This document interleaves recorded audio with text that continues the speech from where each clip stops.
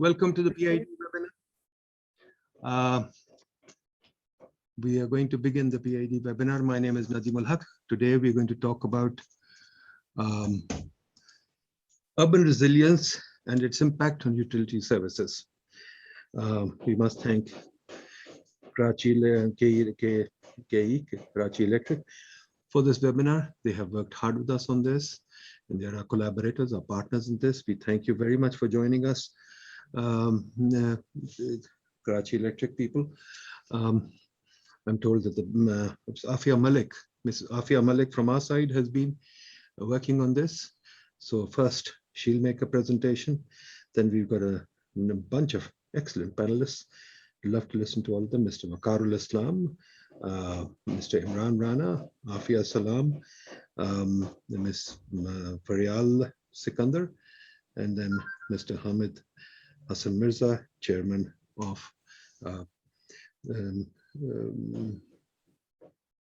Water and Climate Change Body. Folks, let's begin quickly without much preambles. Afia, go ahead. Please start with your presentation, then we'll go to the panel. Okay, thank you so much. Can you see the slides? Yes, we can. Okay, urban resilience and its impact on the provision of electricity in Karachi, Islamabad, and Peshawar. First of all, I like to thank the three utilities for providing information, for sharing information with us.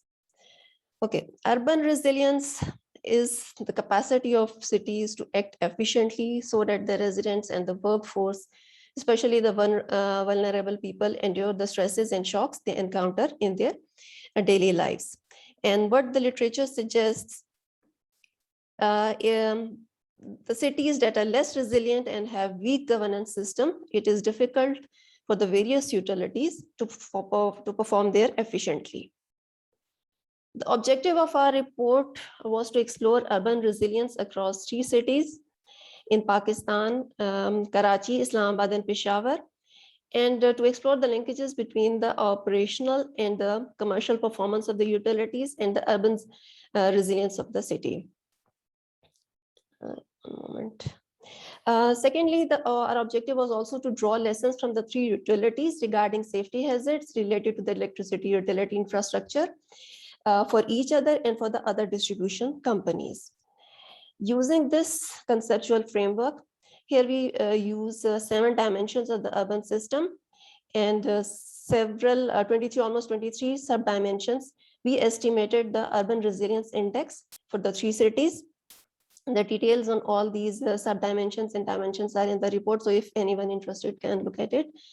And what we find, modern cities, although modern cities required innovative procedures and processes to address the urban sprawl and to counter environmental challenges, but we find missing in all the three cities in our study, as the urban resilience index for none of the three cities is closer to 1. But among the three cities, Islamabad, in relative terms, Islamabad is better. Its urban resilience index is relatively greater than the other two. And among the other two, Karachi and Peshawar, Karachi urban resilience index was slightly above Peshawar. So, although the urban resilience index for Karachi was slightly above Peshawar, but among the three cities, what we find, all the three cities are suffering from the impact of urban sprawl, but its impact on Karachi is relatively greater in absolute terms and started much earlier as compared to the urban sprawl in the other two cities. One of the, for example, here I give an example of Orangi town, one of the slum areas in Karachi. Its population is 2.4 million and it is greater than the total slum population in Peshawar. So in that context, I'm saying that Karachi's position, Karachi suffering from the impact of the impact on Karachi is relatively greater than the other two cities. Besides, Karachi is different from the other cities because of its fragmented institutional structure and weak governance systems. Now, with reference to the electricity utility, rapid urbanization has created serious challenges and issues in the management and provision of utilities in the Pakistani cities. In the case of electricity utility, increase in demand caused by city expansion or sprawl, the challenge of aging and badly maintained networks, the need to create more environmentally sustainable networks, the increased cost of investment, and constraints on investment because of the lack of investment-friendly tariffs and other regulatory hurdles. In cities which are more resilient, it is easier for the electricity utility to perform there efficiently. That's why the performance of ISCO is found to be relatively better than PESCO and K-Electric. In less resilient cities, Peshawar and Karachi, it is challenging for the electricity utility to transform their systems to cope with the changing needs and to absorb shocks. In the absence of these transformations, infrastructure systems are forced to use beyond the available capacity. And the result is overload, congestion, and adverse implications on the service and reliability of utility services in such settings. This is exactly what is happening in the case of K-Electric and PESCO. These graphs shows the comparison between the three utilities.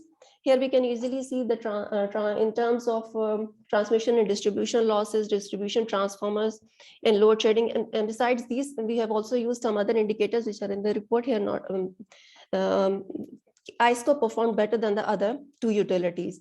But in terms of recovery, the performance of K-Electric is better than the other two utilities. Though all the cities are K-Electric, despite being working in the less resilient environment, is not only at the top in terms of recoveries, but in terms of transmission and distribution losses, K-Electric has improved. And why? In K-Electric, the consumer-centric Sabilanti project is paying off significantly.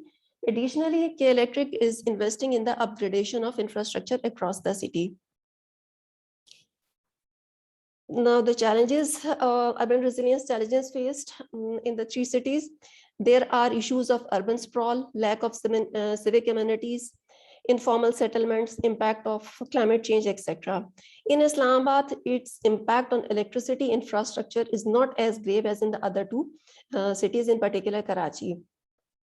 One major issue common in all the three cities is the encroachment around or in the vicinity of electricity distribution networks. Rapid urbanization in the absence of urban planning has resulted in an illegal expansion of buildings, houses beyond the allowed limit, thus creating safety hazards. This kind of encroachment happens continuously due to weak governance by the civic authorities. City agencies in general are not responsive to curb in the encroachments around the electricity infrastructure. Besides, encroachment of electricity poles, unauthorized use of these poles by the internet and cable operators without the permission of utility also sometimes become the reasons for accidents. Now, what are the response of the utilities with reference to these hazards? As informed by the ISCO officials, daily record keeping is done at the utility, not only to identify these hazards, but to address these as well through operation, in some cases, and in majority of the cases by shifting of electricity network to appropriate places away from the hazard radius. In Peshawar, especially the old city has narrow unplanned streets. It is the challenge to find the right place to install feeders in these unplanned narrow streets. People have constructed houses under high tension wires or close to these wires. This causes safety hazards. PESCO approaches the municipal authorities and the police to prevent such unauthorized construction, but to little avail. Karachi is the largest city among the three, so is the magnitude of safety hazards in the city. There are widespread encroachments of sensitive distribution and transmission infrastructure to the extent that entire homes are built around the electricity infrastructure. Encroachment of the electricity wires by internet and cable operators, which are haphazardly placed on electricity poles due to no alternate arrangements, and utilities facing tremendous resistance on the part of cable TV operators. However, the utility is investing regularly to remove these hazards through the replacement of old infrastructure and with the more modern techniques. K-Electric, now the challenges of in particular of the utilities. K-Electric is a privatized utility operating in a regulatory environment and has to deal with several number of organizations in Karachi for approvals. They face delays in tariff determination, delays in the disbursement of tariff differential claims, and delays in the receivables from the government departments. However, the PESCO's main challenges are human resource constraints and the lack of capital and delays in disbursements of public funds for the upgradation of existing infrastructure, which is old and damaged. No doubt it is the job of the utility to ensure reliable and safe electricity to city developers, but it needs support from the administrative management of the city. Among the three utilities, ISCO, PESCO, and K Electric, ISCO is working in a city with a relatively better governance system. It also gets due support from the various administrative units whenever it is required. But it never happened in the case of PESCO or K Electric. Both PESCO and K Electric are not getting support from law enforcement agencies. And among these two, the situation is more challenging for K Electric. It is not easy for the utility K Electric to register FIR for theft. This figure shows the number of fatal accidents because of this encroachment. Because the challenges are more in Karachi, that's why these accidents are more in the Karachi city. Now in Karachi, more problematic areas are at the city peripheries with relatively more informal settlements and illegal housing. These are congested areas where in many cases it is difficult for the utility staff to enter the area. Most of such areas are sensitive from political, economic, ethnic or income perspective. In the absence of reasonable support, reasonable city infrastructure, these areas are more prone to natural and man-made disasters as well, leads to accidents. In such congested and risky areas, not only it is difficult to identify hazards, but to move utility infrastructure away from hazards as there is no space left for installation. In Peshawar, just like Karachi, there are several such areas. There is no space left, making it difficult for the utility to maintain or shift network away from the hazardous areas. The existing infrastructure is old and in dilapidated form, requiring immediate replacement improvement. Lack of investments and government approvals are the main issues with the utility. In the public sector, it is often difficult to make investment decisions to stay ahead of demand until there is a crisis of service and a level of public inconvenience which motivates action. The pressure to improve infrastructure and service normally comes from the overall city governance and from the socio-economic class residing in the area. Besides, overall organizational capacity to make timely decisions is important, and this is obvious from the difference in the performance of ISCO and PESCO. Now, what is the way forward? A city economy depends on reliable electricity services, thus building the resilience of electricity infrastructure is crucial for human welfare and economic growth. A utility company must have the capacity in the form of sufficient investments to remain prepared for absorbing the effects of dangerous events in a timely and efficient manner. Similarly, it must have the human and financial capacity to replace, upgrade, expand its infrastructure for ensuring reliable supplies to the urban population. There is also a need to address regulatory challenges in the form of investment-friendly tariff, its timely determination and timely disbursement of tariff differential claims. If the government likes to apply the national uniform tariff policy in the privatized in the areas in Karachi as well. This is crucial for sustainable investment in the upgradation and expansion of distribution infrastructure, which in turn benefit consumers through safe and reliable electricity. In PESCO, the focus should be on making a long overdue investment in strengthening and upgrading the crumbling infrastructure and in the enhancement of technical human capacity.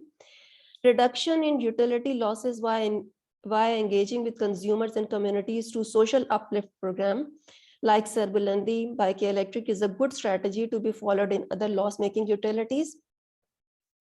Peshawar is a relatively poor city. It needs such projects not only from a utility perspective, but for improving the overall resilience of the city as well. In Pakistani cities in general, urban expansion is near hazard-prone areas and built through informal settlements, informal and unplanned settlements. For building sustainable and resilient cities requires intensive policy coordination at every level, at the federal, provincial, and local level. It will have an important, this coordination will have an important role to play to make the timely decisions to shape the future of city development. Population densities are a huge source of power demand, not only consuming more energy, but similar proportion of carbon as well are their generating. That's why large cities are at the heart of the climate change. So is the case of cosmopolitan city Karachi, where electricity infrastructure need to be developed that supports economic growth and high quality of life, while also integrating more sources of renewable energy. In Pakistani cities in general, urban development policies and energy policies are required to be integrated by improving energy efficiency of housing and other buildings. Local urban planning must include land use and regulations of the physical environment, considering renewable energy. In densely populated cities, the smart grid offer long-term solution to urban energy dilemmas. And obviously this requires huge investments. So public-private partnerships are an option to finance the necessary investment. Similarly, performance-based contracting and other concession agreements provide ways to enhance enhancement without exerting undue pressure on consumer bills.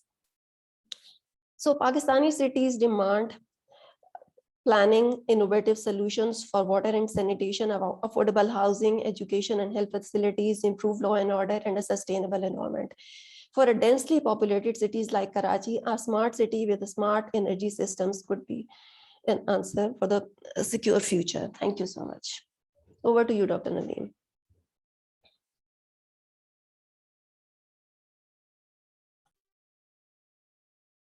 Sir, please unmute yourself, sir. Thank you, Afia. As we keep saying in PIDE, master planning of cities is a disaster. We develop master plans every 5 years or so, and basically pay our friends money, and eventually as you point out, there's no real planning. Cities think that they need to plan the way people live and not the way the utility services and other services should be provided to them. So yeah, we see an example of that. So let me go to the panel. I think Hamid Mirza Sahab, aapne pehle jana tha, to maybe you can speak first. Am I right? Hamid Mirza has to go first, no? No, Veqarul Islam Sahab. Veqarul Islam Sahab, sorry, my mistake. Veqarul Islam Sahab, CEO of Jaffer Business Systems, and Mera, co-founder of Mera Karachi Group. Veqarul Islam Sahab, bataiye zara ye kya hai? Thank you very much for having me. So I'll share my perspective more as a citizen, someone who sees things on the road and observe them and then form an opinion on how things are being done from a utility perspective, of course, not just electricity, which Faryal was pointing out in her opening remark. So, and being a student of management and leadership for years, first thing I learned during my study days is a good plan is half done, right? And I honestly don't see the concept of planning in whatever we do, because it at least doesn't show as a citizen of Karachi, because I live in Karachi now, but I've also lived almost 17, 18 years of my life in Islamabad. And I'll give you a few very interesting examples. I mean, the locality I live in, Karachi, the road was constructed after the last rain, possibly 6-8 months ago. And yesterday, half of the road was blocked because they dug up the road and they forgot to put some pipe somewhere, right? And causing inconvenience, which means the whole process has to be repeated again. The area I take in coming to work, right at the peak hour, on the wrong side of the road, trucks or these, जो गाड़ियां होती हैं, जो litter left करती हैं, they are blocking the road, causing massive traffic jam. And how long does it take, and how much intelligence does it need to plan it in such a manner that litter and garbage can be lifted at off hours so that traffic flows continues? How many times we see that, one after the other roads are being dug up after being constructed for other utilities to come and do the work. So I think the first thing which needs to be really emphasized, and I think it was talked about at the last part of the presentation, is the need to understand that planning in keeping in mind all the factors that needs to be there, needs to come into our life as a way of life. And we can't always be reacting to a problem to solve it, so that, at least the problem goes away. We don't care whether the root cause of the problem goes away or not. And only when you start anticipating things better, you start to do planning better. So first is the planning bit. The second bit is, while we put infrastructure in place, how bad or how good can always be debated, but we have no concept to maintain it, to make sure that it stays current, it stays upgraded, it stays updated with the increase in population and increase in all the other things that comes along with it, so that people do not face difficulties. So the concept of continuously upgrading the facility in such a manner that it brings the resilience, as this is the topic that we are talking about, that doesn't exist. Third concept, which also doesn't exist, that everything that you put in place as an infrastructure has a finite life. And eventually it has to be replaced. And we just don't get it, it seems. So many of the things that you see on the roads and in the localities, they've been there for since ages, way past their life. And because they somehow function, we think, it is fine to let them go. And whenever the disaster will struck, we will think about replacing it. This is not how the concept of utilities is developed all around the world. So planning is a problem. Even when we plan and somehow we execute, we don't think about life cycle maintenance. We don't think about finite life of the project. That's on one side. The other side is also about building a civic sense in the people. How many times we see, and I'm not talking about, the uneducated class. I'm actually talking about very educated people throwing litter on the road, not caring about taking care of their surroundings, going on wrong side of the road, not bothering about putting things into their gutter line, if you like, which chokes everything. So the concept of civic sense has kind of taken away from our lives over a number of years. I'm so glad that in this SNC that has come about, while people have opinions on it, which is not why I'm trying to bring it up, but the concept of teaching people civics is back. When I was growing up, we used to be taught civic sense and civics as a subject, which was for whatever reason taken away. But glad at least somebody thought about bringing that education back into our system. And I hope over years to come, it will have some effect. But people don't own, people don't take pride in the city. That is important. And above all, it's all about, do we have the intent to fix things? I mean, Faryal spoke about all these clutters, jo kuch hote hain wire ke. I want to give tamga imtiyaz to KE people or ISO people or whoever. वो उन गुच्छों में से ढूंढ कैसे लेते हैं तार, जिससे कि वो ठीक वाली चीज को सपोर्ट कर सके.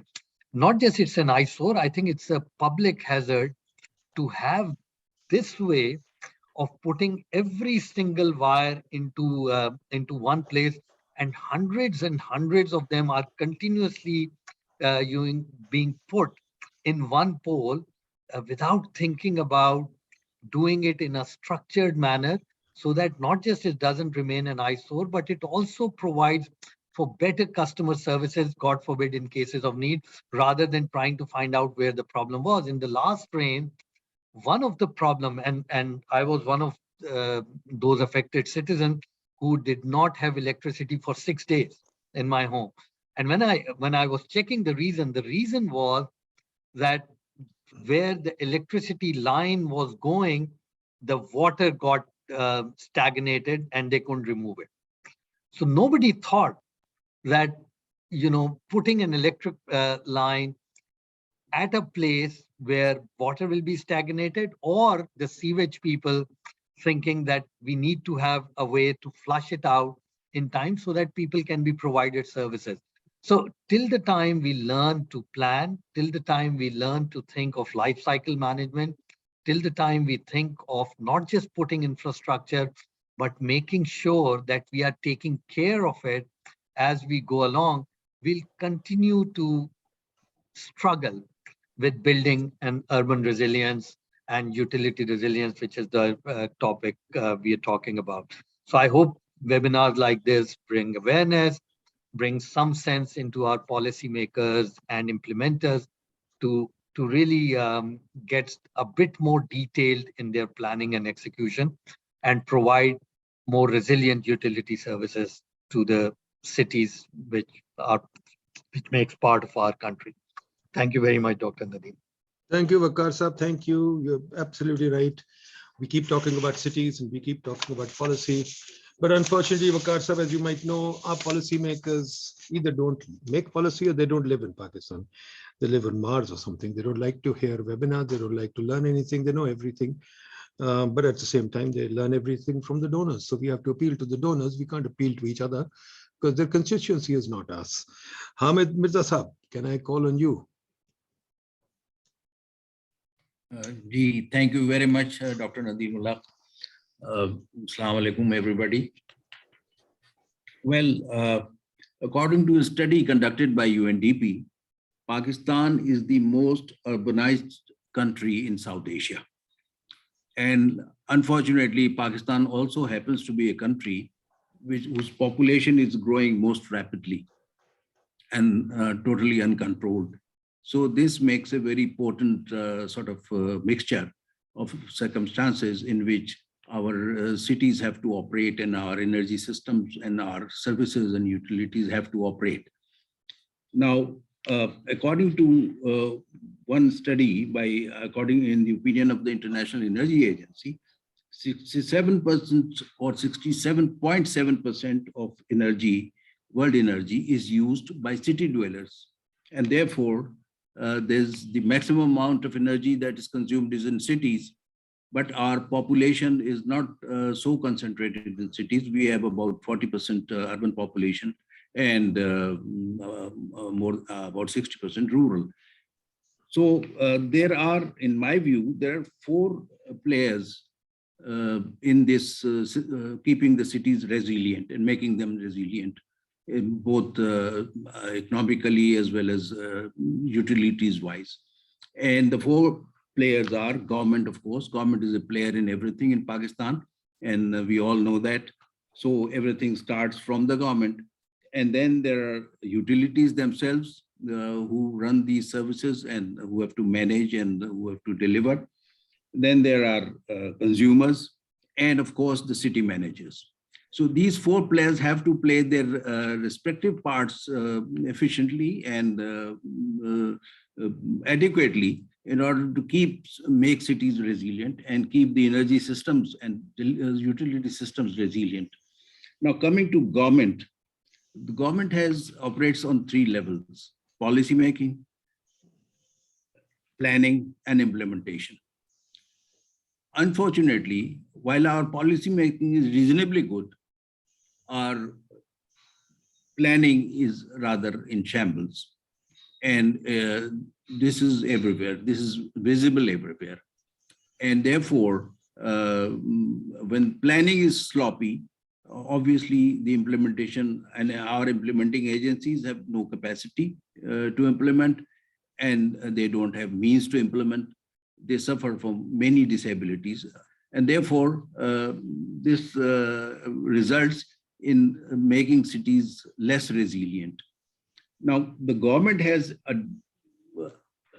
first of all, the government has to make economic policies that make it less necessary for rural populations to move to urban areas if they are able to get the necessary facilities and services and the necessary employment opportunities in their areas. There won't be a rush towards the cities, thus making the cities less resilient. But unfortunately, our policymakers don't pay any attention to this very important factor in making cities resilient. And secondly, I think the government has a tendency to concentrate all their energies and all their facilities that they can provide to big cities only. And yet they have no means to stop the movement of rural population to urban areas, as well as extension of the urban areas beyond their boundaries and sort of encroachment of the rural areas and conversion into urban areas. And that puts extraordinary burden on utility services, which they are unable to meet. Then there is lack of planning, and therefore there's no advanced planning, there's no advanced projection of our growing need for energy, both in government as well as within the utilities. And naturally, if you cannot project your future requirements adequately, you cannot make provision for them. Of course, there are other deficiencies. There is financial deficiency. There are capacity deficiencies. So all these things make cities less resilient. Now, coming to the comparison between Islamabad and Karachi and Peshawar, Islamabad is most well placed with regard to planning because it is a planned city, it is a newer city, and it could have been possible to make it more resilient, but unfortunately it's not very, although it is slightly more resilient than Peshawar and Karachi, but it is still not very resilient. And what is the factors? The factors are, number one, while it was possible to lay down services which will be easy to maintain and easy to look after while the city is growing. Now, first of all, the city was actually planned for a very small population. It was not thought that this city will develop into a sort of metropolitan city of 2 million people, which it has developed into. And unfortunately, it has also developed a number of large unauthorized settlements and illegal settlements, and of course, some slums also, obviously, which were visualized while the city was planned. I think that was lack of planning and foresight in planning. So that has also played its part in it. And now the situation is that Islamabad is very rapidly turning into a slum itself.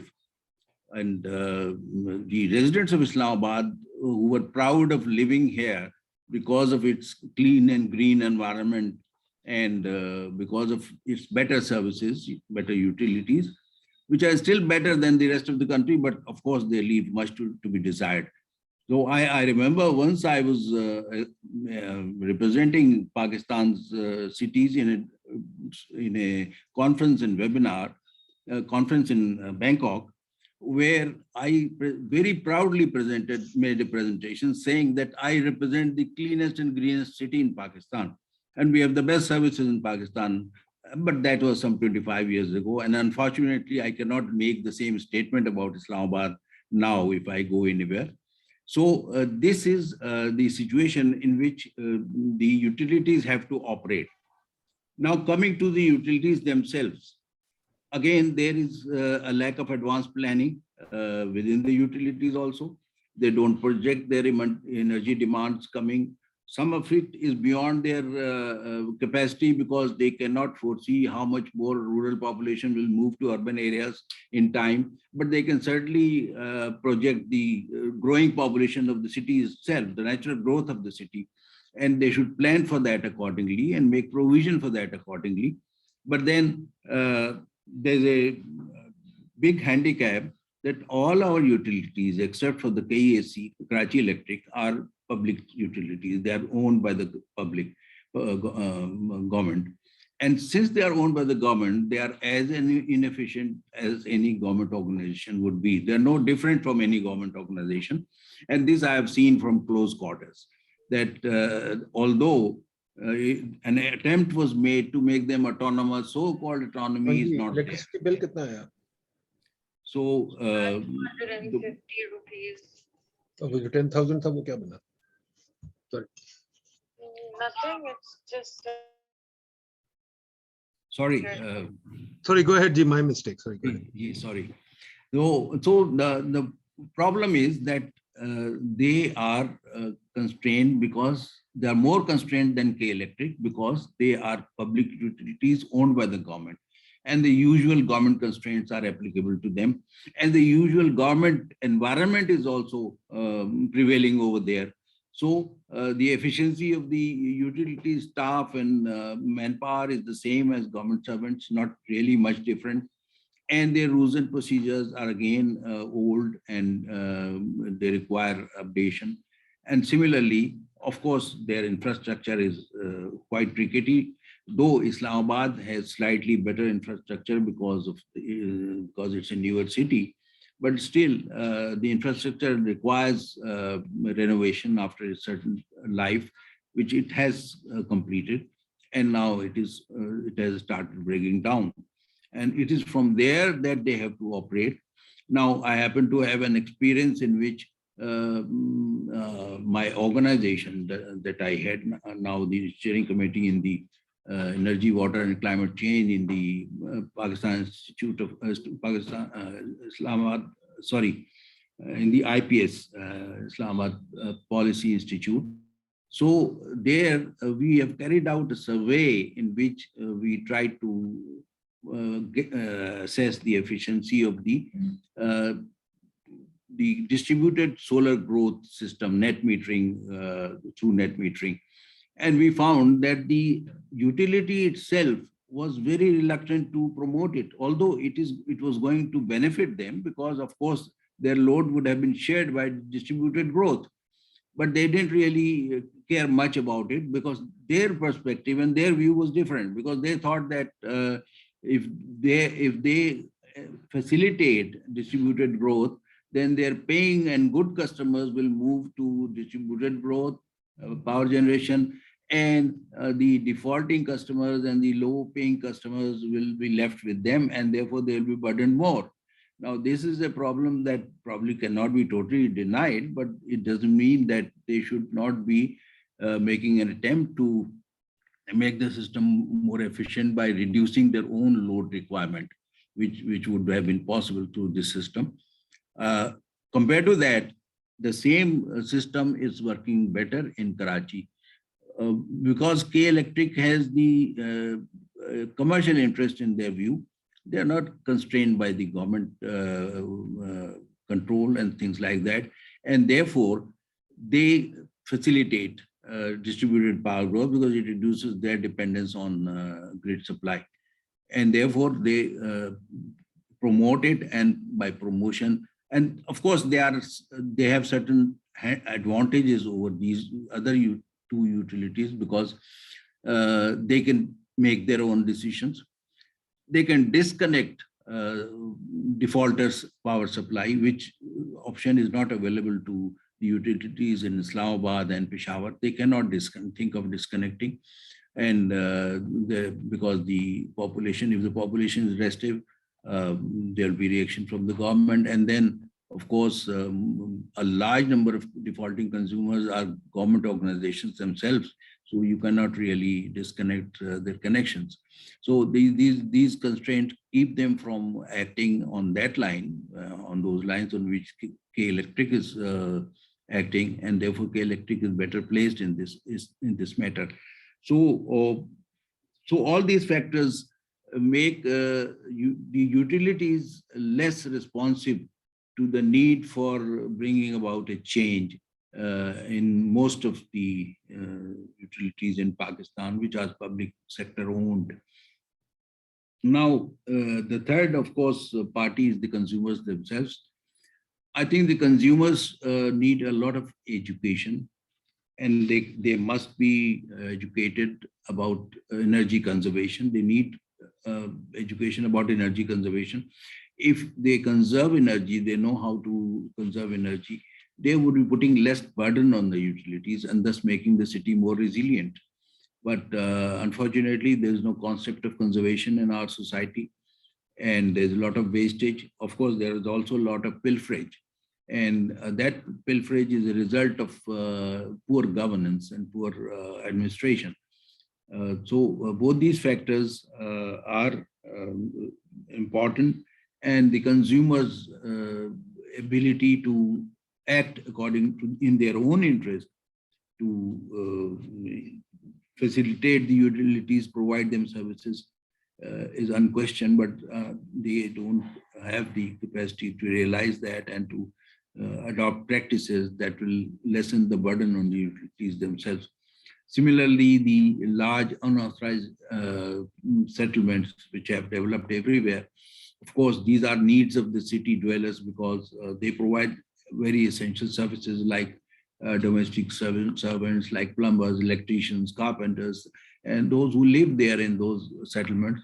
And unfortunately, the attitude of city managers towards them is that they try to dislodge them from their temporary residences.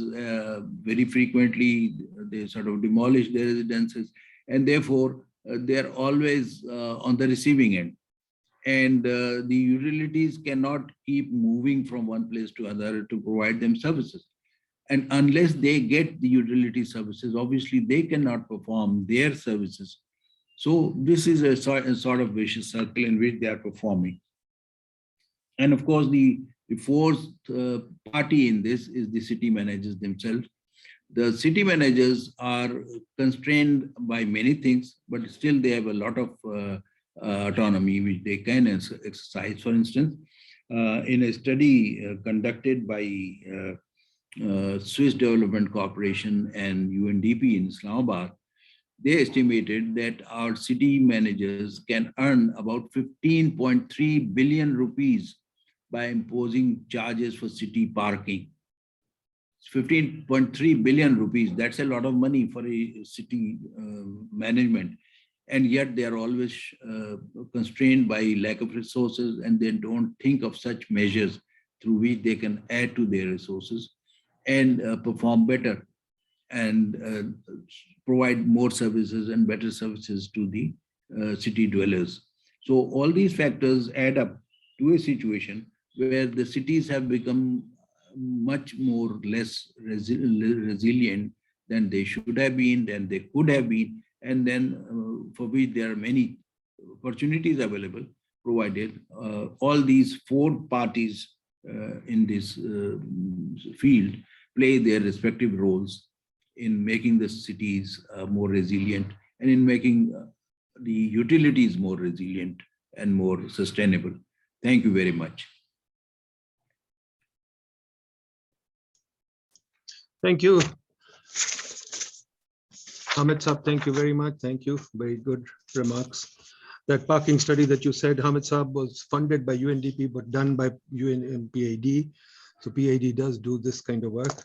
Islamabad is a very privileged city, so Islamabad things are good because Islamabad, we have overinvested in Islamabad in the last 70 years. And perhaps we'd have been better off had we not made Islamabad, but that's besides the point. I'll turn to Ms. Afia Salam, well-known journalist, environmentalist, etc. Afia Bibi, can you please tell us who these city managers are? I keep hearing city managers. I don't see any city managers in Pakistan. I see ghosts in the machine somewhere, and those ghosts are so ready to tell us how to live. They don't want to provide services. They want to tell us how to live. What's your take on the subject? Yes, thank you very much. And it's very interesting. So I actually agree with the points you made in your introduction as well as the other speakers. And if I wanted to use one word for the thing, you know, the missing link of why things are not working in the cities, that is governance. So city managers, in my city, in Pakistan's largest city, in South Asia's most rapidly urbanizing city, are fractured into different parts. So the supposed city managers, and you know, when we are doing comparisons of cities, I think it's important to keep this in mind, that it would really be an apples to oranges comparison, because other cities, the city managers, the term that you use, the term that Mirza Sahab has used, are actually one entity. Whereas in my city, those managers have held sway over only about 30% of the city. So, there is not this continuous strand of governance running through it. So if the, and I would love to hear the answer to this question, which I would pose to the utility which has organized this, which had commissioned the study for you, from you, that in this fractured city, in other parts of the city which are not controlled by the city managers, are they very happy to work in? Do they have similar problems? Do they have that web of wires that Veqar pointed to? Are they beaten up when they go and try to take down the cable, the cable wires from their poles? So it's not really something that is very uniform as far as Karachi is concerned. And that is Karachi's challenge, to manage anything. It's not just about an electrical utility. It's for all services that public should have as its right. Now, Karachi, I know it's for me, it's very good that, I live in an area where the bills are collected and we have continuous electricity service, except of course when there are breakdowns. But we also have to look at the fact that what you said about Islamabad is actually true for the entire country, that not enough has been invested in the entire country. There has been over-investment in areas which then turn into these magnets, which lead to this rapid urbanization and which lead to this skewed development that we see across the country. And this is a vicious cycle, that you don't, provide services to the peripheral areas, to the city. The people have to come to the bigger cities in search of jobs, in search of what they think are facilities. So, like education, like electricity, running water, tap water, etc. But just ask the people who have moved to the city, how easy is their life now? So we have to spread that development to the other areas. And I'm not just talking of the, the areas which, there's a certain term used in your report. I've forgotten it. Just where the rural areas become urban just because of their the city has encroached them. But other than that, there are other areas like K Electric is not just supplying electricity to Karachi. It supplies electricity to as far as Dhabeji, where our pumping station is, water pumping station. So any lapse here in the city in the electricity supply impacts our water as well. So it's not just the electricity is not coming, we don't even get water. K Electric also supplies electricity, or it did at least until 3-4 years ago, because I was there at that time, in Somyani, which is in Balochistan. So there too, they had these long load shedding. So we also said, wo Karachi ki wajah se nahi hai hamare paas bijli. So we have to understand the complexities. Yes, lack of planning there. By the way, the plans are there. So Karachi also has had 7 master plans. None have been implemented. And on paper, the master plans have, checked all the boxes. So that also, I would say, is like a crisis of governance. If you have planned, you've invested in making plans for a city, then implement it. And so who's going to implement it? It's not the citizens' job. It is the city managers' jobs. And those managers have never been able to sit together and plan for the entire city in unison.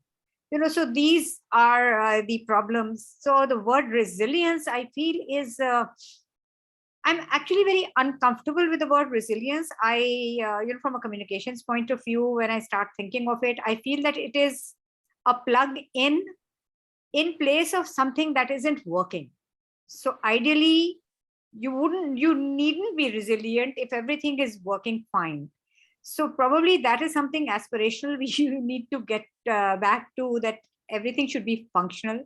It should be working properly. And resilience is something like a fallback. That something doesn't work properly, you try to fix it, and then you settle for something. So that kind of resilience, unfortunately, Karachiites know very well. We've always been settling for things. My only fear is that there is because you introduced me as an environmentalist as well.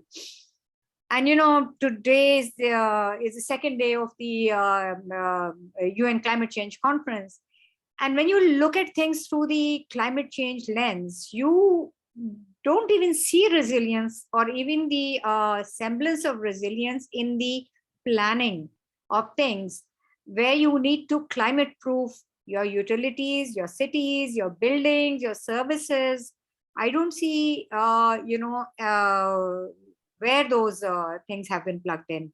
Karachi is exposed to the sea level rise. Karachi is exposed to the frequency and ferocity of these storms, which are becoming more and more frequent in the Arabian Sea. We've been very lucky. We always laugh afterwards that Abdullah Shah Ghazi has saved us. Well, there may come a time when he may become weary of our reliance on him. But we need to climate proof our city. Are the utilities climate proof? Are there the transmission towers high enough? Are they keeping tabs on the sea level rise projections that the National Institute of Oceanography, for example, has been showing how far the inundation would be? I know that the word zere aab aa jana is used in Urdu, but zere aab is something else, or pani andar aana is something else. So zere aab is usually being submerged. The whole of Karachi may not be submerged, but the water coming inside the city, deep inside the city, even if it is 2 inches deep, it is ruining a lot of things. It is, putting paid to a lot of services and utilities. So are we ready for that? Are we prepared for that? Do we have a plan B? So unfortunately, I don't see enough emphasis on, the plan B that we do need to have, because even the plan A doesn't seem to be working. And we are sort of, we feel that we should be grateful for what does work. And we are very resilient. Kuch din hum bura bhala kahenge, shayad protest karen, kuch gaadi jala dein, pathar maar dein. Phir, chal su chal. So I'm afraid, that is the way we've trundled from one crisis to another for the past over 70 years. But the crises that are being predicted, that are going to come, and especially in the context of disaster preparedness, disaster management, as well as the elephant in the room, which nobody likes to talk about, which is the population pressure on our very meager and very stretched and very, out of date resources. So we really need to start thinking of being able to stand in the face of being ready for those kind of problems as well. So well, personally, I'm very sorry. I mean, I'm taking this tangent that resilience isn't something that brings a lot of comfort to me. I would like everything to be functional. I would like it to be safe. I would like it to be cognizant of the future problems that have been predicted. It's not as if, it will suddenly be there. We know what is going to come. So are we ready for that as well? Thank you. Thank you, Afia Bibi. You're absolutely right. But when you use the term we and thinking, I get a little worried because I don't know who this we is. We, Pakistan, still have not become a we. And secondly, our government certainly is not connected with us. And as you said, Karachi is fragmented. In every city, I don't see any real town planning department. We've still got the DC system that the British devised for the rural areas. This was supposed to be DC my father was a DC a long time ago, but it was for the rural areas. Now in these large cities, I don't know what a poor young 30-year-old DC can do. He tries very hard. I mean, I don't blame him. He tries very hard, but unfortunately, it's an outmoded model. But then, Ishtar Saab has done the reform. So what can I say? But the DC is still there despite the reform. Faryal, Sikander, bhi aap bataiye, what do you think? Faryal Sikander ji is an architect from the Dawood University of Engineering. So obviously, the professor will have something to tell us. Professor Saab. Thank you for having me here. Most of the talk has been covered, but as a planner, as an architect, I would like to inform you that Karachi has been planned many a times. We do have plans, but they're always shelved. Like Afia said, they're always shelved when the governments change. So there is a general, disparity across Pakistan in the way our cities or urban spaces are planned or, structured. So if you look at Pakistan in general, the urban areas in particular, we will find that there is an enormous gap between the challenges, especially the recent ones. I am referring to the environmental hazards, the environmental problems that we are facing lately, and the way in which these institutions that govern them respond to them, or how or the capacity they have to respond to them. And talking about Islamabad, I have had the opportunity to live in Islamabad and in cities close to Karachi also, like Jamshoro. Islamabad has always had it's a newer city. It is an organized city. It is a planned city. So obviously, it is better equipped with dealing with environmental hazards and planning problems and other issues that cities face. Whereas Karachi is predominantly unplanned. In terms of, I would use the term unplanned in a way that we don't actually foresee things and equip ourselves to save us from hazards and problems. We don't plan ahead of problems. Yeah. So being the largest city and representing the most economic opportunities, Karachi has a really large great amount of urban sprawl happening around it, and because of that the quality of life and the citizens is affected, and the families or people who move in for economic opportunities settle around the city, and they're not regularized as such, and these settlements turn into what do you call it, from kachi abadis to pakki abadis, but there are no plans for regularizing them or giving them proper infrastructure to sustain them. So not only this place a strain on the existing resources of the city, the lack of regularization and systematic approach into dealing with these kind of issues, it creates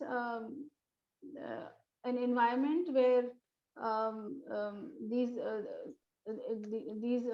infrastructure what do you call it, facilities are violated. There's theft of water, there's theft of electricity, and utility companies suffer in the end. So and for example, there are proper building and planning codes that lay out the principles to follow in designing cities and buildings and other services associated with them. We do not as as entities plan or make use of those codes, or they're there obviously, but they're not properly used, and these codes are not implemented in letter of the or spirit.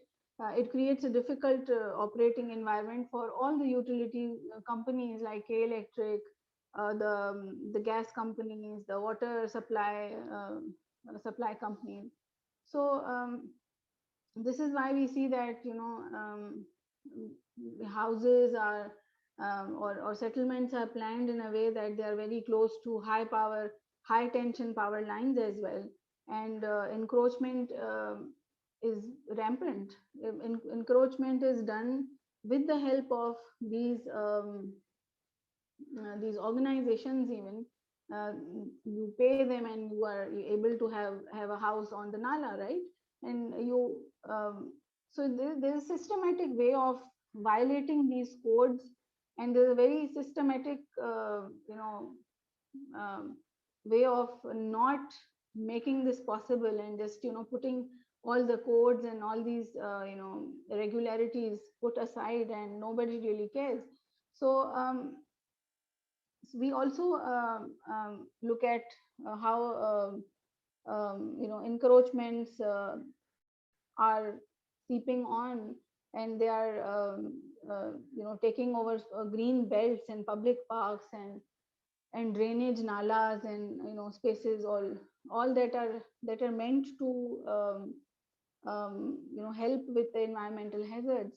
And we also need to learn from other cities also. It's not like these problems are not only happening in Karachi, but if you look at cities around Karachi, it's the same problem of having this urge to develop and use of haphazard use of concrete, and this need of covering all the land that you get. There's no room for breathing. There's no room for no planning for population related problems. And and I would also like to add that there comes a responsibility of architects and planners here also. We need to, when we design things and we get into these projects, we need to advocate for implementation of these codes and open spaces that are mandatory to leave and not be part of the problem. So it also comes back to your as planner, as an architect, truthfulness to their own profession and the civic sense, because being in that place and be able to design something, a space or plan any urban facility, you are in a position of power. So you have to be very, very responsible when it comes to these things. We also need to learn from countries like China. It is leading the way in sustainable urban drainage systems, as I say, on city scales. They're creating plans for 80% of the cities to harvest and use 70% of the rain they receive. And in Karachi, that's not the case. We have seen what happened in 2018-19 when the rain, the devastating impacts of rain in the city that happened, and there were entire swaths of the city which were waterlogged for days to end, and the residents were unable to get out, or neither could utility services get access to restore their affected consumers. So it's all in all a situation where everybody is affected, from the person living in a kachi abadi or in a place that that is high end, like defense. So I think we cannot look at the situation in isolation.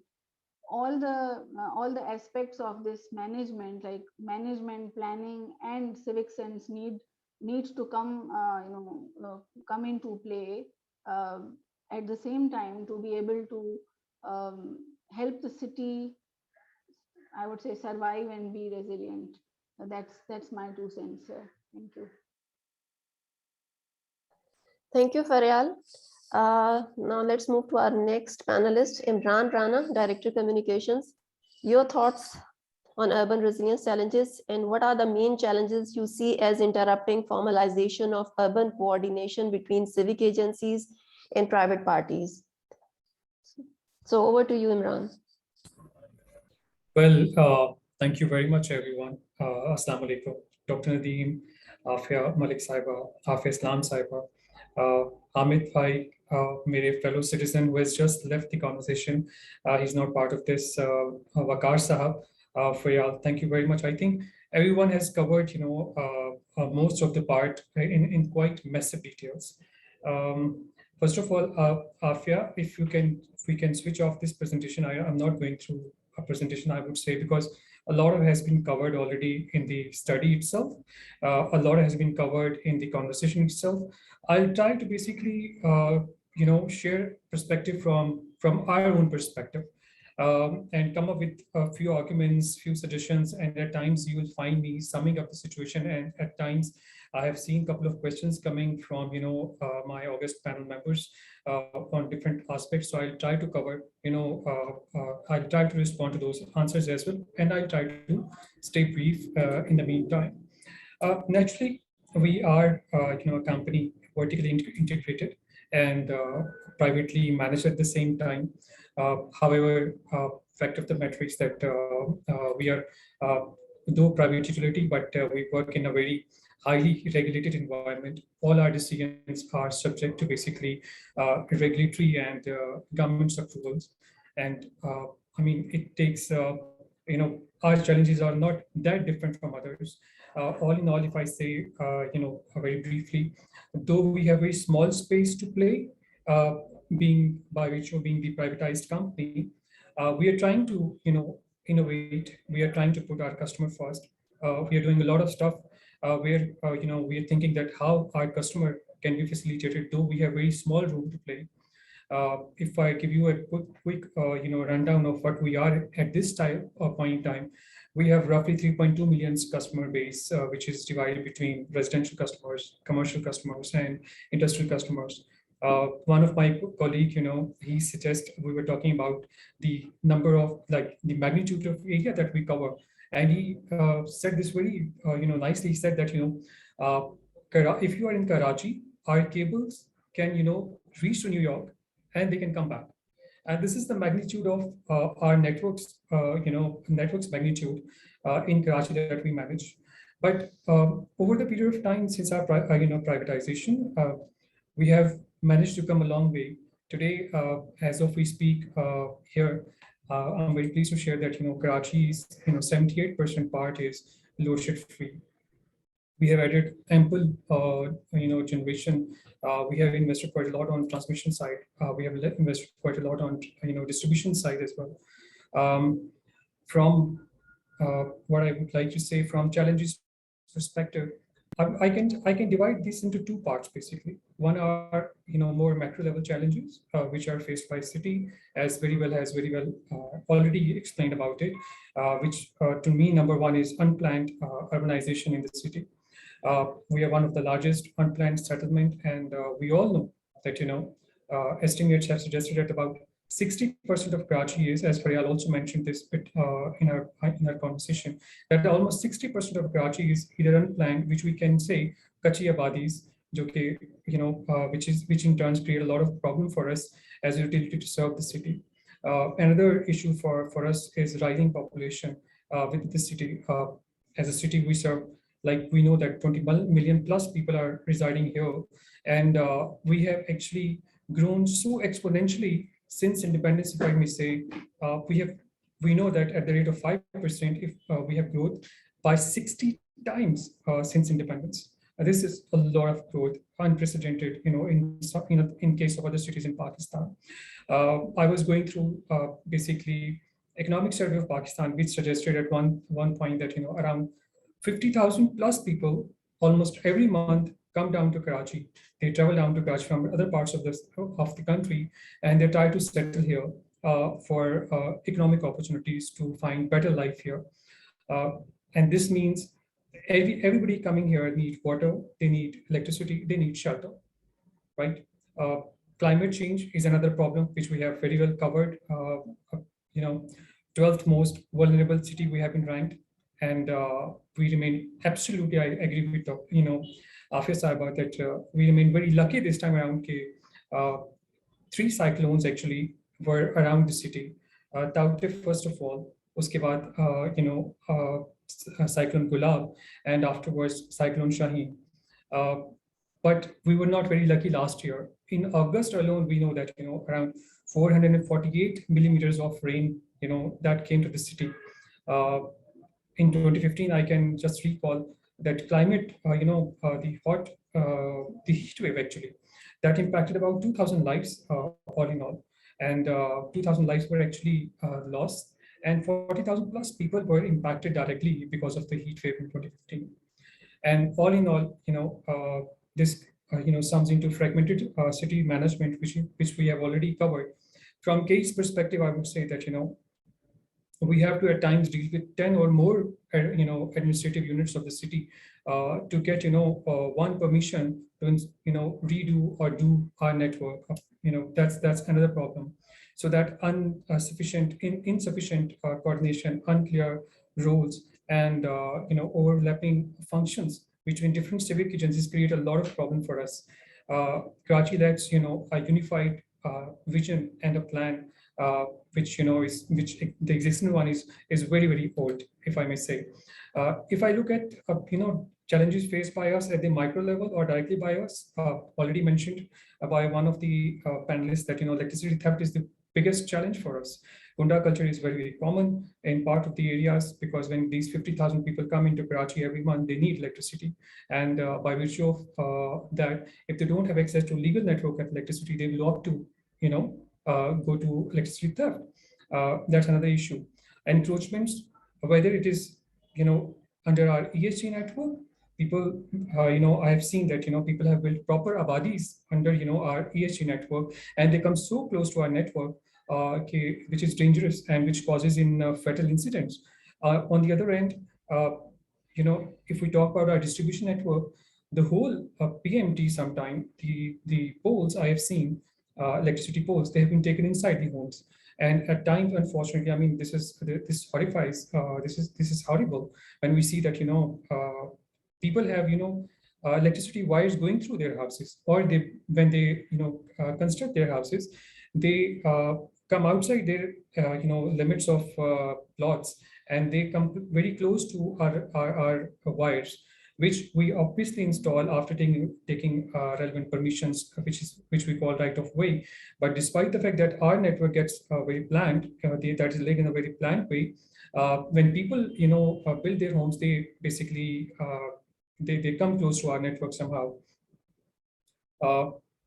Climate change, we have just discussed about it. So water logging is a major problem. Of course, when our system is submerged, it creates a trouble for us. We have to actually we have identified low-lying areas in Karachi, and we basically have to switch off electricity for the sanctity and safety of our network, and over and above the people's life and their property at times, because of this rampant Kunda culture, because of this encroachment, it becomes really, really difficult for us to operate. Moving forward, if I talk about quickly that how we are dealing with these problems, although the picture is looks very bleak on the out of it, I would like to say that since privatization, we have invested over $3.3 billion in our investment across transmission, in distribution, and in our generation fleet to create a more agile network. As a result, we have added more than 1,000 megawatts of electricity in our system already. We have installed 18 plus new grid stations in the city. Similarly, we have done investments across distribution and in our transmission network. We have, at the beginning, I talked about customer centricity being at the heart of our planning now. We have a network of more than 30 IBCs across the city to serve our customers. Over and above, we have gone one step beyond, and now we are also very, very actively available on us across all social media streams, basically, and we respond to all our customers' queries very, very quickly. We try to address the issues, try to address the problems in a very timely manner. Just one more a bit which I would like to add here. We recently launched our WhatsApp for a WhatsApp for business for our customers in Karachi, and the feedback was very encouraging. Within less than 35 days, we have got more than 50,000 subscribers, unique subscribers who are using our WhatsApp for business, and customers can access a lot of information in the palm of their hands now. Project Sirblandi, Afia Saiba has already covered about it. This is a project worth 10 billion rupee, and was perceived in a sense that we have to basically not only invest in the city, but we are being very part of very fabric of the city. We have to work with the communities. So as part of a continued development plan under Project Sirblandi, we are doing all those investments which can create a more resilient city here, and particularly focusing on those areas where the propensity to pay electricity bill is very low. In the first phase of the project, we have already identified 6 areas where we are currently working, and as the second phase, we will be working in next phase of 6 areas. And if I may just share a few names here, it involves areas like Korangi, it involves areas like Landi, Orangi, Sarjani, and a couple of other areas. All in all, if I share with the colleagues here, we will be very positively impacting 5 million plus people as part of Project Landi. Another project basically which we have been working is to mitigate rain-related risk. We internally call it Project Ensure, but as very well captured by colleagues just at the very before me, to mitigate rain-related risk, we are not only elevating our infrastructure, our substations, we are also installing new equipment and replacing obsolete infrastructure. We are also putting and replacing old network of cable and putting more agile and more more safe aerial bundle cable in the city. So that's part of our ongoing project. And as a result, we are trying to basically uplift the areas. Moving forward, when I suggested that what is our future roadmap, all in all, I would say that we are looking looking at the city where we find in very good, strong footings that we'll be able to, inshallah, all in all, able to manage the city's demand. We are going to have, inshallah, very soon our 900 megawatt RLNG based power plant in action. Over and above this 900 megawatt power plant, we're going to also have 350 megawatt of renewable energy added to our system. In our distribution network, if I talk about that, we are going to add, inshallah, 2,000 plus 200 plus features in our system, and 3,500 new PMTs in our system to make our distribution better. Similarly, we are going to invest, in our transmission network, which will enable us to draw approximately 1,400 megawatt more electricity to our system, inshallah, into Karachi's network. I would like to conclude on one point that, if in case, my conclusion will be on a sort of recommendation. The way I see personally, the way Karachi is basically given importance in the entire country, being the engine of growth, engine of economic growth and well-being, and the way people are looking at Karachi, they come here and they settle here and they try to basically, earn their livelihood. I must say that we have to come up with a central planning unit. We have to have a central committee, a central administrative unit, whatever the way we want to put it up. That unit should create not only a very plan to basically ensure that the entire planning of the city is done centrally, where utilities like us be made part of that very administrative unit, so that we can look ahead and see where the city is going, where the demand is going, and make our plans now, and make sure that in creating that resilient city, the way we have perceived Karachi should be, we start working now with the help of the entire administration. That's pretty much from my side. I'm happy to basically be here, and thank you to PIDE for organizing this study, and happy to take any questions later on.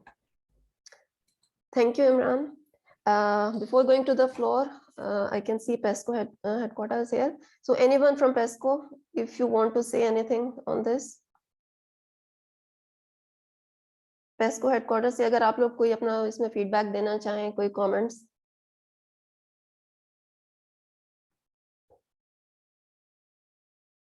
No? So any questions from the floor? Please raise your hands.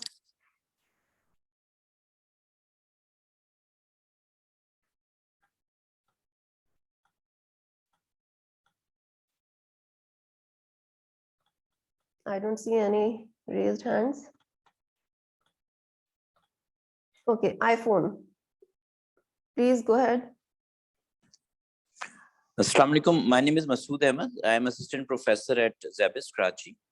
My question is that as we are looking at the sustainable development goals, already we have passed 6 years to SDGs. So with respect to the K Electric, how K Electric is incorporating the SDGs goals in their strategic plan? And one of the important sustainable development goal is the promotion and integration of renewable energy in the power equation. So my question is that how are you going to encourage the consumers to develop and generate their own renewable energy, and how K Electric could facilitate that inclusion of renewable energy from the consumers in the overall system? So what is their stance on that? Thank you. Thank you. Over to you, Imran. Masood, thank you very much. I think this is a very, very good question, and it's very spot on. In terms of SDGs, as we have discussed programs here, Blandi, I'm very pleased to share with you that we have already signed with UN's global goals. We are pretty much part of that. All our ESG initiatives basically lead into that, and topmost is our Roshni Baji program, which is a community safety ambassadors program, which has been recognized already at various levels. Other than that, we are also doing upliftment of the various Kachi Abadis. We are part of. We are providing water filtration plants to a number of localities around us. We are trying to basically create livelihood streams for people. We have already renovated a number of schools and trying to bring basically better education infrastructure to those facilities. Other than schools, if I may share with you just on top of my head, we have also adopted parks, and we have basically converted those areas where people used to throw trash. We have converted them into nice, very good places where now people can go and have relaxing time. In terms of your question about renewable, I would quickly say something on that. I've already covered that. Our plan is that we want to add 350 megawatts of power through renewable sources. Other than 350 megawatt, we've already around 150 megawatt of renewable power coming from wind and solar system. This is already part of our generation mix.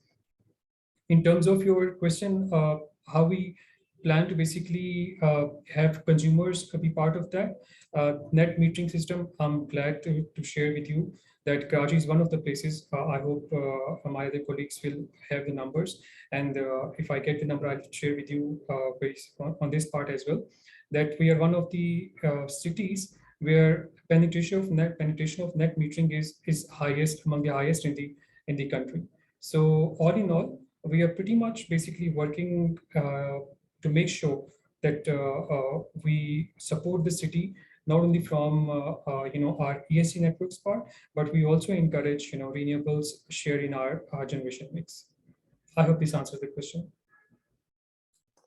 Okay, thank you, Imran. Any other question or comment from the floor?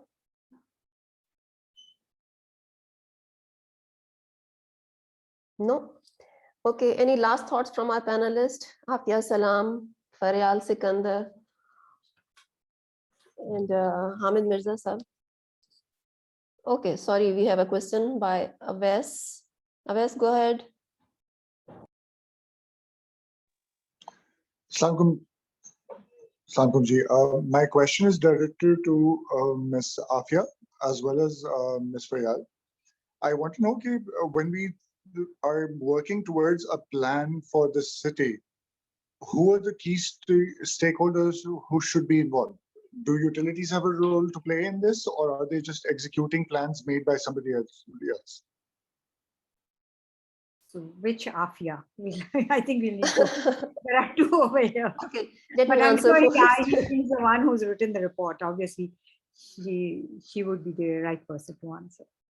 I think the city regulatory authorities, for instance, in Islamabad, CDA, and of course with the support and the in coordination with utilities as well.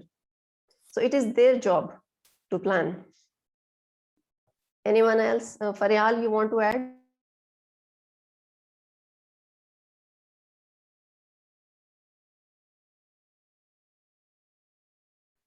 Faryal, Sikander, Niazi wants to ask another question. Niazi Malik, please go ahead. Assalamu alaikum. Thank you for giving me the chance to ask a quick question. A very common scenario you might see here in Karachi is that power poles will be surrounded by different houses or buildings, which then creates a difficult a barrier to entry for any utilities company when needs to get in and service maybe a gas pipeline, a power pole, or get access to its own wires. And this is something common around, especially in the slum areas and the Kachi Badis, specifically Orangi town and so forth. Are there any redressal methods which should be made available in these sort of situations, which the utilities can take advantage of in order to make sure that their repair and maintenance work, their upgradation work is not interrupted?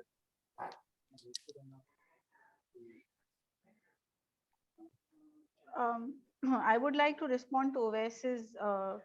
Sure, go ahead. Go ahead. Yeah. So we have we have the planning department in every province, and the government needs to the government and the planning departments do this job, but the problem here is that not the relevant professionals are hired to do the job, or when they are taken, when their point of view is taken into account, that's only on paper. And when and it's usually untrained people giving their viewpoints on very sensitive things on their own liking is something that needs to be looked at. And professionals who are properly trained to do the job should be planning these things. And I'm sure that professionals who know how to do the job also know the importance of utility companies that are directly affected by these planning decisions. Okay, thank you, Faryal. Afia, Salam, your comments.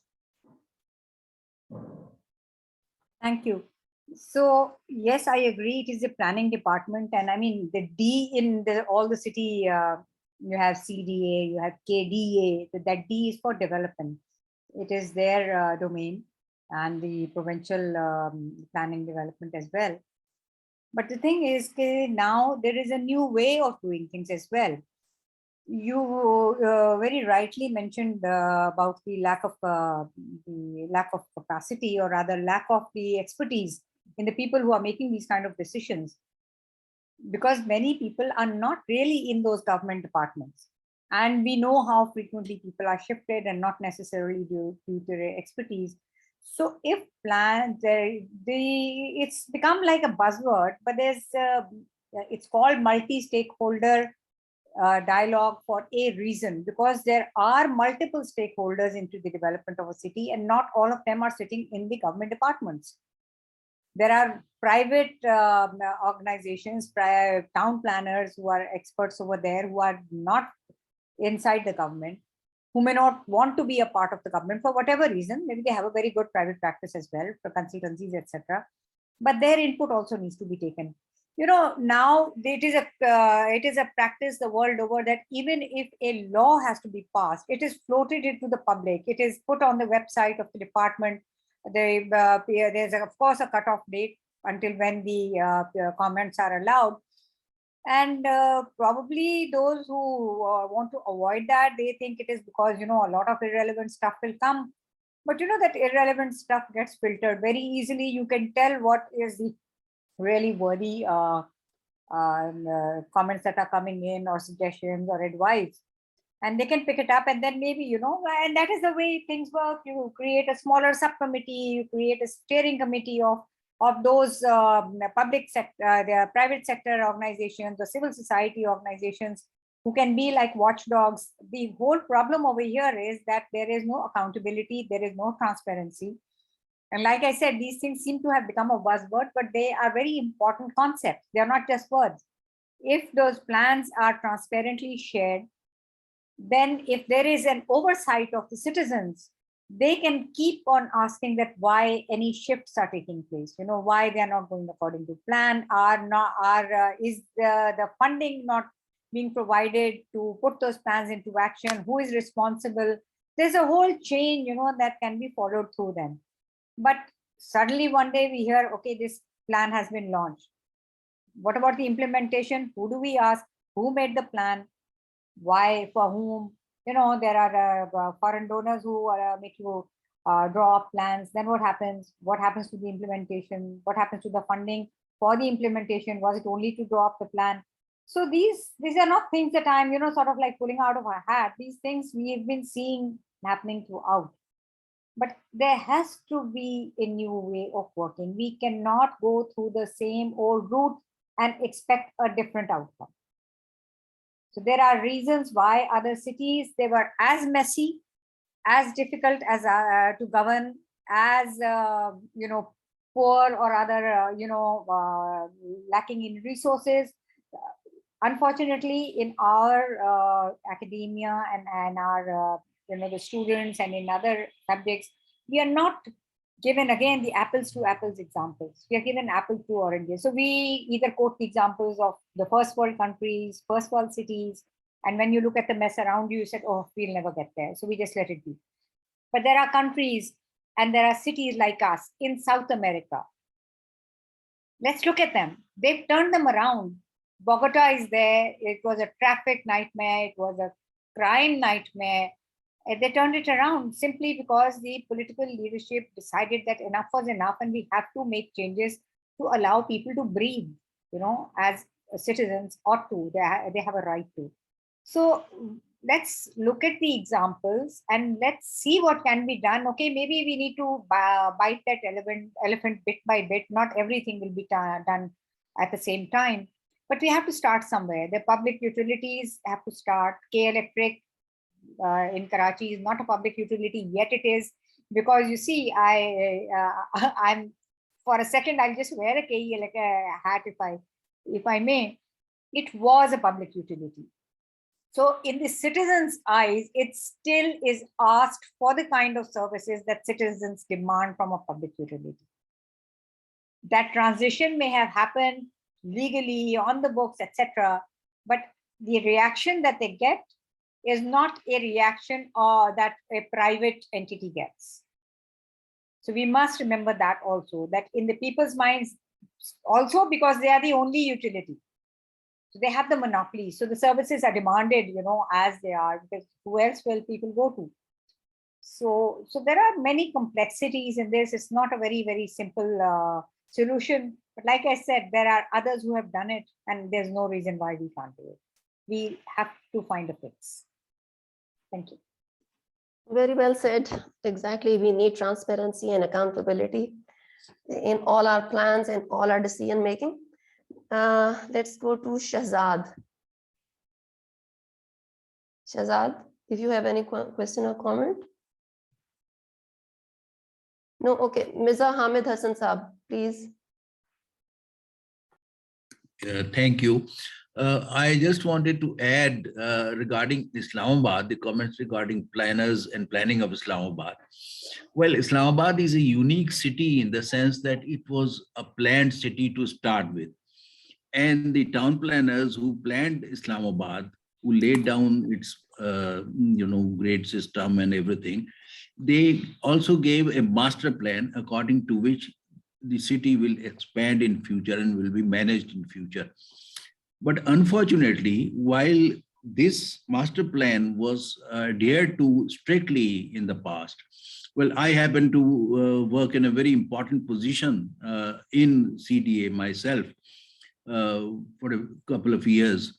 And we were so meticulous about observing the provisions of that master plan and sort of enforcing them with regard to encroachments and any unauthorized settlements or anything that was against the master plan was very strongly resisted.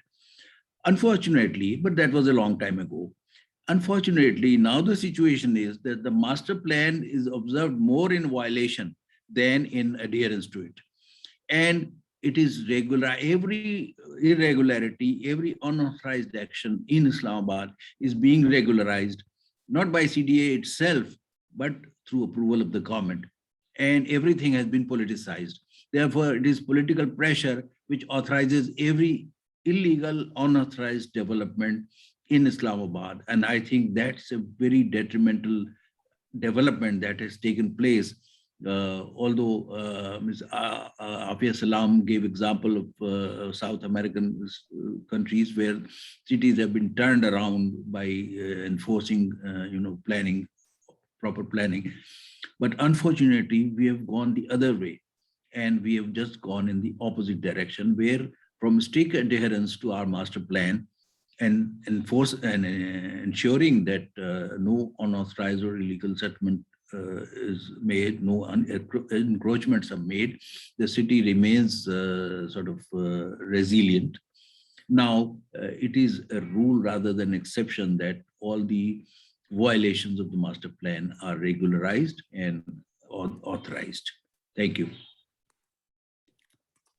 Okay, Shahzad, please unmute yourself. Shahzad. Hello, Assalamu alaikum. Ji, can you hear me? Yeah, we can hear you. Please go ahead. Okay, Zabardast. So my question is a little bit, it's open to anybody who can sort of sensibly assess it together. First of all, I would like to convey a very heartfelt appreciation for this much needed congregation. Thank you very much for bringing all of us together. As a semi-conscientious citizen of Karachi, I find myself often looking around the cityscape, and I wonder, while I observe, more often than not, you come across these really archaic electricity poles, which are completely enveloped in with shanty structures. These, as you can imagine, are accidents of the gravest of nature just waiting to happen. So my question isn't, my question isn't the age-old query, which came first, the chicken or the egg, but anybody who can kind of just passes by can tell what a huge travesty this is, that there was an electricity pole which had been erected ages ago, and then you have slums mushrooming around its vicinity, and the thing is that those poles are still electrified. You can still hear them buzzing. You can still see like a leverage of lots of communities sprawled around it. So ultimately, I'm not just saying that, if it doesn't happen. When accidents of this nature do happen, and they will inevitably happen, who's to blame? And who ought to take accountability for such a lapse in risk assessment? Thank you very much. Thank you, Shahzad. Obviously, it is because of the weak regulatory checks. That's why it is happening. And also, if there are any laws, and also in some cities there are laws, and in some and they are not implemented. For instance, in PESCO, they have implemented the rent-a-pole policy. But you know what happened? These cable operators have gone to the court. So it is pending. So if there is a law, it is not applied or implemented. There are resistance from the cable operators or from the other authorities. Okay, any last thoughts from Imran? Rana, please go ahead. Thank you very much, Afia Saiba, once again. Just a couple of points from my, from the comments that I have just heard.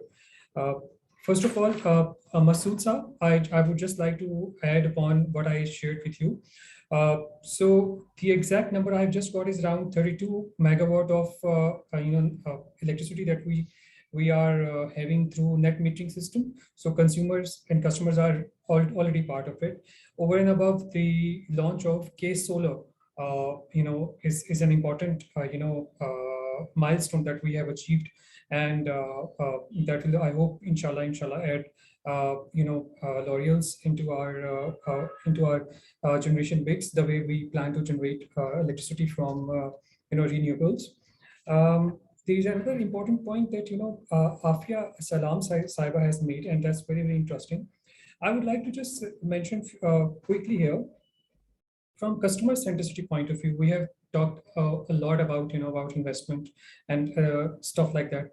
I would just say that KE, despite being into highly regulated environment, and though it is privatized company, but the regulations are very strict. We have to seek approvals from various authorities before we implement our plan. In current tariff control period, for instance, if I mention, we have given the current tariff control period, which started from 2017 and ends around 2023.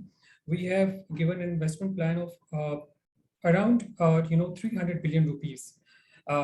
As of we speak now, we have already invested, out of this, we have already invested about 250 billion rupees in our network.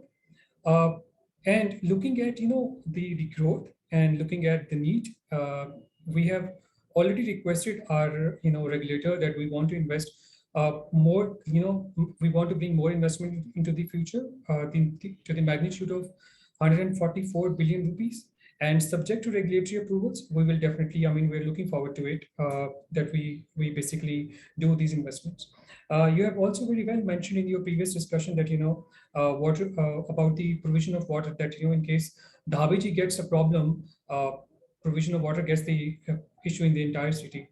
I would like to suggest and, share with,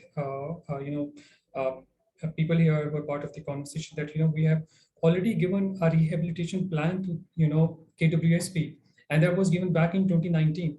However, I believe they don't have investments to make into their infrastructure to make it agile in order to to serve the city's demand. All in all, there is another bit I would like to say, which Shehzad has said about encroachments. I have covered that in my previous conversation as well, that this is one of the biggest challenges for us. Encroachments are not only done at individuals level, but at groups level as well. At times I heard somebody saying and that it is absolutely, it gets difficult to find our own network wires from there. However, we have done continued investment into our distribution cell system, and at the same time we have converted them into more safe air bundle cables. Plus, at the same time, we are also going and reaching out to law enforcement authorities and city administration authorities to support us in terms of removing those illegal wires from our network.